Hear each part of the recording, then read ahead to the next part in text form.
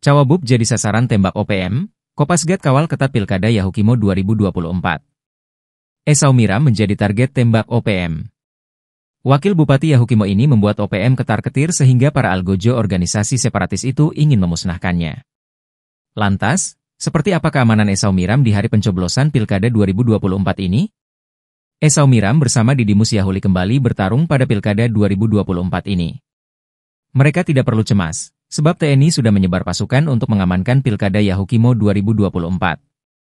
Mengutip situs resmi TNI, di Provinsi Papua Pegunungan, Wadan Satgas Kopasgat Mayor Pas Yogi Yogiansyah memimpin langsung anggota yang akan terlibat dalam pengamanan Pilkada di Kabupaten Yahukimo.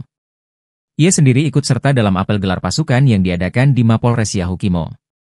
Saya berpesan kepada seluruh prajurit agar terus waspada karena situasi Pilkada ini tidak bisa ditebak, ujar Wadan Satgas Kopasgat Mayor Pas Yogi Yogiansyah. Selain itu, kegiatan apel gelar pasukan dalam rangka mengamankan Pilkada serentak ini sebagai bentuk pengecekan terakhir pada kesiapan prajurit di lapangan. Sebelumnya, Sebi Sambom selaku juru bicara OPM mengatakan pihaknya menjadikan Esau Miram sasaran tembak.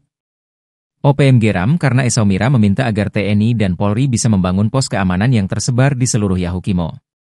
Terobosan Alkius ini akan membuat OPM sulit bergerak. Alkius menjelaskan jika Didimus dan Esau bekerja sama dengan Polda dan Pangdam Cendrawasih di periode pertama mereka.